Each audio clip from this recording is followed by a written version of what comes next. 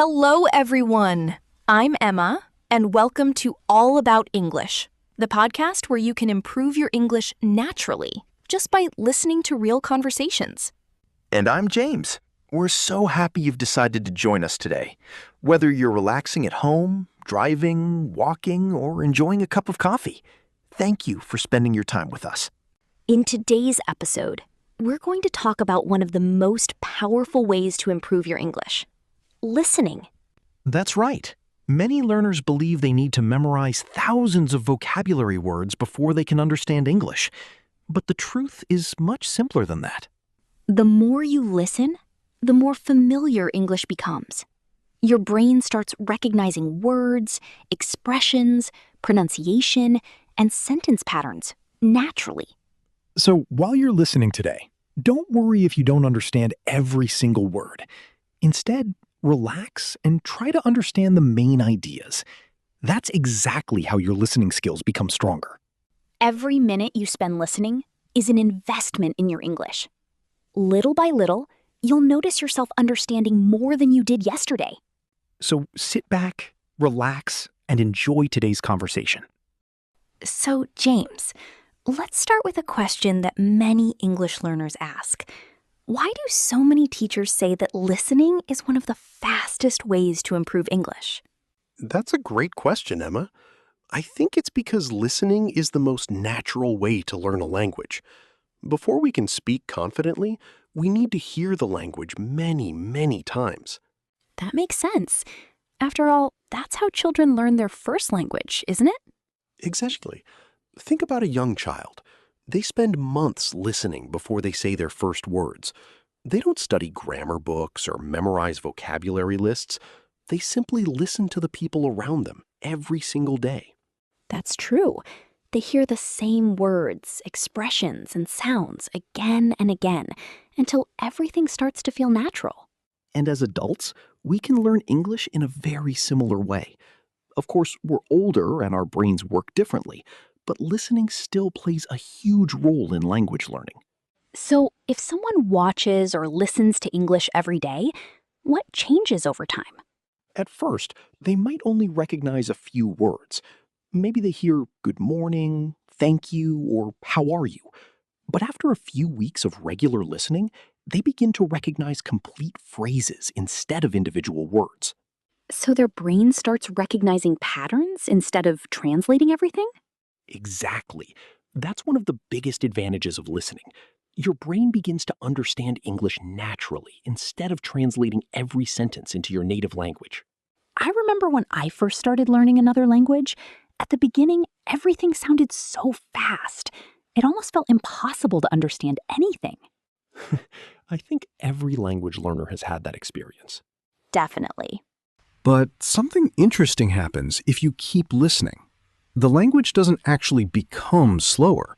Your brain simply becomes faster at recognizing the sounds. I really like that idea. The language stays the same, but we improve. Exactly. It's like listening to your favorite song. The first time you hear it, you may not understand all the lyrics. But after listening several times, you can almost sing along without looking at the words. That's such a good comparison. Language learning works in a similar way. Repetition helps your brain become familiar with pronunciation, rhythm, and common expressions. Some people say, I only understand about 50% of English videos. Should I stop and find something easier? Not necessarily. If you understand the main idea, you're already learning. In fact, listening to material that's just a little challenging is often one of the best ways to improve. So it's okay if we don't understand every single word? Absolutely. That's completely normal. Even advanced learners sometimes hear unfamiliar words. The goal isn't to understand 100%. The goal is to understand more than you understood yesterday. I think that's something every listener should remember. Progress doesn't happen overnight. It happens one conversation, one podcast, and one listening session at a time. James, do you have one simple piece of advice for someone who's listening to us right now? Yes, make English part of your daily routine. Even 15 or 20 minutes of listening every day is more effective than studying for 3 hours once a week. Consistency really is the key, isn't it? It really is. Your brain learns through repetition. The more often you hear English, the more natural it becomes. So, if you're listening to this podcast right now, congratulations! You're already taking an important step toward becoming a more confident English speaker. And remember, don't worry about being perfect. Just keep listening, stay curious, and trust the learning process. Now that we've talked about why listening is so powerful, let's move on to another question that many English learners ask. Should you translate every single word while you're listening, or is there a better way to learn? So, James, let's talk about something that almost every English learner has experienced. Many people try to translate every single word they hear. Why do you think we do that? I think it's because it feels safe. When we're learning a new language, we naturally want to know the meaning of every word. We believe that if we translate everything, we'll understand the conversation perfectly. That sounds reasonable at first, but is it actually the best way to learn? Not really. In fact, translating every word can slow you down. Imagine you're listening to someone speak English. While you're busy translating one sentence into your native language, the speaker has already said 2 or 3 more sentences.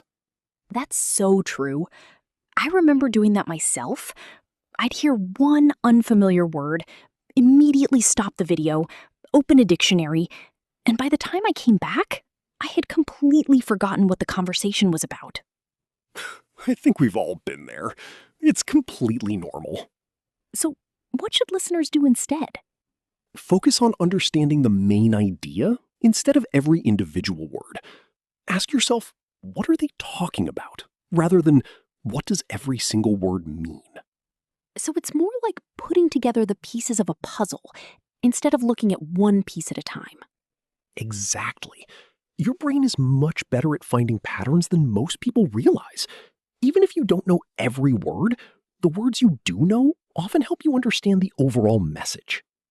Let's imagine someone says, "Yesterday I missed my train because of the heavy traffic, so I arrived at work 30 minutes late." Maybe you don't know the word traffic, but you understand missed my train, arrived at work, and 30 minutes late. From those clues, you can probably guess that traffic has something to do with transportation or cars. And that's exactly how vocabulary grows naturally. Guessing words from context is a very powerful learning skill. Native speakers do it all the time when they read books or hear unfamiliar words. Really? Even native speakers don't know every word? Not at all. No one knows every word in any language. We all use context to understand unfamiliar vocabulary. I think that's comforting for English learners. Sometimes people feel discouraged because they don't understand every sentence. And they shouldn't. Understanding 80% of a conversation is already excellent. Over time, that 80% becomes 85, then 90, and eventually even more. So, would you recommend using a dictionary at all? Of course, dictionaries are very useful. The key is knowing when to use them. Instead of stopping every few seconds, finish listening first. Then, if there are 1 or 2 important words that keep appearing, look them up afterward. That sounds much more relaxing. It is. And it also helps you enjoy the conversation instead of turning every listening session into a vocabulary test. I have another question. Sometimes learners pause a video after almost every sentence. Is that a good habit? It depends on your goal. If your goal is listening practice, try not to pause too often. Let your ears get used to hearing English at a natural speed. You can always listen to the same episode again later. That's a great point. Listening more than once is much better than interrupting yourself every few seconds. Exactly. Here's a simple routine. The first time, just listen and enjoy the conversation. The second time, pay more attention to new vocabulary. The third time, notice pronunciation and sentence structure. I really like that method because it removes so much pressure. Learning English should feel enjoyable, not stressful. The more relaxed your mind is, the easier it becomes to absorb new information. I also think learners should be patient with themselves. Sometimes we expect to understand everything after just a few weeks. That's true. Language learning isn't about being perfect today.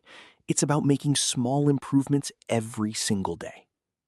So, the next time you're listening to an English podcast or watching a video, remember this simple advice. Don't chase every word. Follow the conversation. Understand the message. Trust your brain to connect the pieces over time. The more you practice, the less you'll feel the need to translate. One day, you'll realize you're understanding English in English. And that's a wonderful feeling because it means you're beginning to think naturally in the language. Now that we've talked about listening and avoiding constant translation, let's discuss another important question. How can you make English a natural part of your everyday life without feeling overwhelmed? We've talked about why listening is so important and why translating every single word isn't always helpful. Now let's answer another question that many learners ask. How can you make English a natural part of your daily life? I think this is one of the most important topics because learning English isn't something you do only once a week. It's something you gradually make part of your everyday routine. That sounds great, but I know some of our listeners are thinking, I'm busy. I work, I study, I have a family. I don't have hours every day to practice English. And that's completely okay. The good news is that you don't need hours. You don't even need 1 full hour. What you really need is consistency. So if someone only has 15 or 20 minutes a day, can they still improve? Absolutely. In fact, 20 minutes every day is often much more effective than studying for 3 hours only on the weekend. Why is that? Because your brain learns through regular exposure. Every time you listen to English, you're reminding your brain that this language is important. Those small daily sessions build a strong habit over time. It's a little like exercising, isn't it? Exactly. You don't become healthy by going to the gym once a month for 8 hours. You become healthier by exercising a little bit, again and again. I think that's a comparison everyone can understand. Language learning works the same way. Small daily actions create big results. So, where should someone begin if they want to build an English habit? Start by choosing one activity that you genuinely enjoy. If you like podcasts, listen to an English podcast. If you enjoy movies, watch short videos in English. If you love reading, try a short English article or story every day. That's important, because if learning feels enjoyable, you're much more likely to continue. Exactly. Don't force yourself to do something you dislike just because someone says it's the best method. The best method is the one you'll actually keep doing. I also think it's helpful to connect English with something you already do every day. That's a great idea. Can you give us an example? Sure. If you drink coffee every morning, listen to English while you have your coffee. If you go for a walk every evening, listen to an English podcast during your walk. If you drive to work, turn that driving time into English practice. That's called habit stacking. Instead of creating a completely new routine, you simply add English to a habit you already have. I really like that idea because it doesn't make learning feel like extra work. Exactly. After a few weeks, listening to English starts feeling as natural as brushing your teeth or checking your phone in the morning. What about motivation? Sometimes people feel excited for a few days and then they stop practicing. That's completely normal. Motivation comes and goes. That's why habits are more powerful than motivation. What do you mean by that? If you only study when you feel motivated, you'll probably miss many days. But if listening becomes part of your daily routine, you'll do it even on days when you don't feel especially motivated. So we shouldn't depend on motivation alone. Exactly. Build a habit first, and motivation will often follow. Here's another question. Should learners study different things every day, or should they repeat the same material? I recommend doing both. Learn something new, but also revisit older lessons. Listening to the same podcast or conversation several times can be surprisingly helpful. Really? Even if we've already heard it before? Absolutely. The first time, you understand the main ideas. The second time, you notice new vocabulary. The third time, you begin to recognize pronunciation, grammar, and natural expressions that you missed before. That's true. Every time I revisit something, I notice details I didn't hear the first time. And that's a sign that you're improving. Do you have any advice for listeners who feel like they're not making progress? Yes. Don't judge your progress every single day. Language learning is like watching a tree grow. You don't notice changes overnight, but after a few months, the difference is incredible. I love that comparison. Instead of asking yourself, am I fluent yet? Ask yourself, do I understand a little more than I did last month? If the answer is yes, then you're moving in the right direction. Every small improvement matters. Every podcast you finish, every conversation you listen to, and every new expression you understand brings you one step closer to your goal. And remember, building an English habit isn't about being perfect. It's about showing up consistently, even if it's only for a few minutes each day. Now that we've talked about creating a daily English habit, let's discuss something that can slow down even the most motivated learners. What are the most common mistakes English learners make, and how can you avoid them? We've talked about listening, avoiding constant translation, and building a daily English habit. Now let's discuss something that every language learner experiences at some point: making mistakes. That's right, Emma. And I think it's important to say this first. Making mistakes isn't a sign that you're failing. It's actually a sign that you're learning. I couldn't agree more. In fact, if you're never making mistakes, you're probably not challenging yourself enough. Exactly. Every mistake teaches you something. The key is to learn from it instead of being afraid of it. So, James, what do you think is one of the biggest mistakes English learners make? I would say the first mistake is waiting until they feel perfect before speaking English. I think a lot of people can relate to that. Many learners tell themselves, I'll start speaking when my grammar is perfect, or I'll speak when I know more vocabulary. But the truth is, that perfect moment never comes. That's true. The only way to become comfortable speaking is by actually speaking. Exactly. Even if your sentences aren't perfect, you're still training your brain to communicate. Every conversation helps you improve. What's another common mistake? Comparing yourself to other learners. That's something we see everywhere, especially on social media. Yes, you might see someone speaking English fluently and think, why can't I speak like that? But you don't know how many years they've practiced or how much time they've spent learning. Everyone has a different journey. Exactly. The only person you should compare yourself to is the person you were yesterday. I really like that idea. Instead of asking, am I as good as someone else? We should ask, am I improving?